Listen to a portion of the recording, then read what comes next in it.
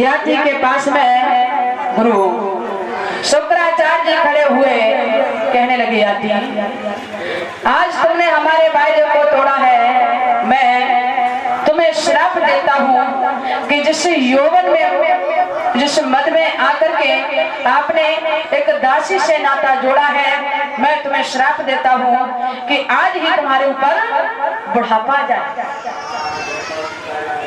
तो महाराज बताया है कि श्राप कभी अधूरा नहीं होता है।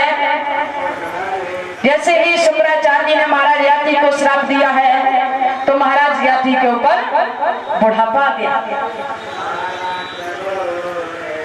और जब बुढ़ापा आया है महाराज यात्री बहुत परेशान रहने लगे, क्योंकि सबसे बेकार बुढ़ापा होता है। मैया देवयानी ने देखा है कि भला सारा जीवन हमारे कैसे व्यतीत होगा, क्योंकि हमारे पति के ऊपर बुढ़ापा आ चुका है। तो मैया देवयानी आज अपने पिता के पास में पहुंची हैं और कहने लगी, पिताजी आपने जो हमारे पति को श्राप दिया है, ऐसा कीजिए आप उस श्राप को वापस कर लो।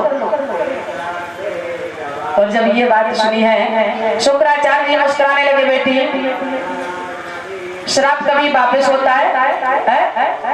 हाँ, इसका एक सिर्फ उपाय है, और वो उपाय ये है कि यदि तेरे महाराज को कोई जवानी दे दे और उनके बुढ़ापे को स्वीकार कर ले तो ये दोबारा से ठीक हो जाएंगे।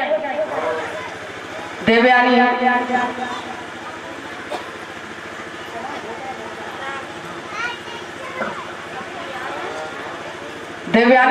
उसी वक्त महाराज यात्री को आकर के सारा हाल बताती है कि महाराज यदि आपको कोई अपनी जवानी दे दे और तुम्हारे बुढ़ापे को स्वीकार कर ले तो आप पुनः ठीक हो जाएंगे, चिंता मत करो।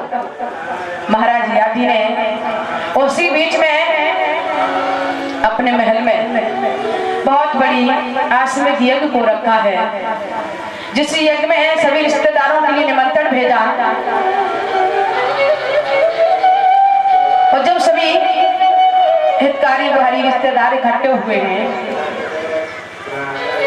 उसी बीच में महाराज यात्री खड़े हो गए और कहने लगे, सभा के लोगों, आप लोगों में से ऐसा कोई है जो अपने स्वीकार कर ले। तो महाराज आज की दुनिया में कोई ऐसा है, कोई चाहता है कि हमारे ऊपर बुढ़ापा आ जाए? कोई नहीं चाहता। किसी ने महाराज याति को अपनी जवानी नहीं दी।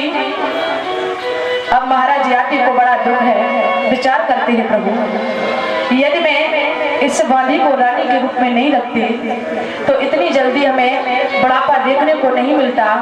बहुत बड़ी भूल हो गई, बड़ा पछतावा होता है। तो एक दिन महाराज याति ने मन में विचार किया, चलो कोई बात नहीं, अभी तो हमारे 5 पुत्र बाकी हैं, हो सकता है कि इन 5 पुत्रों में से हमें कोई अपनी जवानी दे दे। तो महाराज याति सबसे पहले कहाँ पहुंचे? देवयानी के आंगन में दोनों पुत्रों को खड़ा किया और कहा है, बेटा आप दोनों में से ऐसा कोई है जो अपने पिता को जवानी दे दे और हमारे बुढ़ापे को स्वीकार कर ले। बताया है कि देवयानी के दोनों बालकों ने इनकार कर दिया। महाराज याति बहुत परेशान होने लगे हैं, प्रभु अब क्या होगा, कैसे इस राज्य को संभालूंगा, कैसे इस राज सिंहासन पर बैठूंगा, हमारे ऊपर तो बहुत ज्यादा बुढ़ापा आ चुका है, कैसे इस राज्य को चलाऊंगा, बड़ा दुख है। फिर विचार किया कोई बात नहीं, अभी तो सर्विष्ठा के 3 बालक और बच्चे हैं। महाराज याति उसी सर्विष्ठा के पास पहुंचे जो बांधी बन के गई थी। तीनों पुत्रों को पास में खड़ा कर लिया। याति कहने लगे, बेटा आप तीनों में से ऐसा कोई है जो अपने पिताजी को जवानी दे दे और हमारे बुढ़ापे को स्वीकार कर ले। तो महाराज जो बड़ा पुत्र था उसने भी इनकार कर दिया, बीच वाला था उसने भी मना कर दिया है। छोटा वाला बालक हाथ जोड़ करके खड़ा हुआ, कहने लगा, पिताजी आप चिंता मत कीजिए। वो बालक कहने लगा है, पिताजी मैं अपनी जवानी देने के लिए तैयार हूँ, क्योंकि यदि मेरे माँ बाप नहीं होते तो भला हमारा जन्म कैसे होता। पिताजी आप चिंता मत कीजिए। छोटे वाले बालक ने महाराज याति को जवानी दी है। तो बताया है कि जब तक महाराज याति के ऊपर जवानी रही तब तक उस राज्य को संभाला। उसके बाद में महाराज याति ने मन में विचार किया कि अब हमारी उम्र इस राज्य के लायक नहीं है। उसी वक्त महाराज याति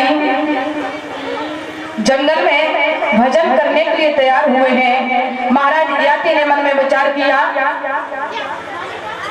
कि जिस बालक ने मुझे जवानी दी तो महाराज याति ने सारा राजपाट लिया और उसी बालक को सौंप दिया।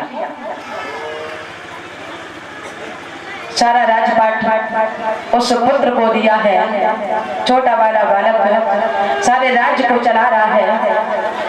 देवयानी के बालकों ने इस दृश्य को देखा कि हमारे पिताजी ने ये तो बड़ा गलत किया है, क्योंकि सारा राज्य छोटे भाई को दे दिया। तो ध्यान रखना कि जो मुसलमान वंश है, ये मुसलमान वंश कहां से पैदा हुआ कि जब महाराज याति ने सारा राजपाट छोटे पुत्र को दे दिया तो देवयानी के बालकों में आपस में विवाद होने लगा। अरे हमारे पिता ने तो ये बड़ा गलत किया है, बड़ा अनर्थ किया है। सारा राज्य बड़े पुत्र को देना चाहिए था, लेकिन सारा राज्य छोटे भाई को दे दिया। तो देवयानी के बालकों ने मन में विचार किया कि आज से मैं इन भाइयों से ठीक उल्टा काम करेंगे। तो आज भी मुसलमान लोग हिंदुओं से ठीक विपरीत काम करते हैं। कभी देखा भी होगा कि जिस हिंदू धर्म में हम भगवान के आश्रम को मंदिर बोलते हैं, उसी को मुसलमान लोग मस्जिद बोलते। लेकिन एक बात तो जरूर कही गई कि मुसलमान लोगों में एक नियम बहुत अच्छा होता है। क्या कि यदि कहीं दूल्हे की बारात जा रही है तो दूल्हा चाहे 4 पहिए के बाल में हो और चाहे घोड़े पर सवार हो और चाहे मंडप के नीचे हो, यदि नमाज पढ़ने का यानी कि भगवान का नाम लेने का समय हो गया तो दूल्हा तुरंत वही बैठ जाएगा। और हिंदू धर्म में अरे भैया अगर कहीं बारात जा भी रही है तो भगवान का नाम तो लेना बहुत दूर की बात है, फिर तो बारात में पी पी पौआ जूत चलता है।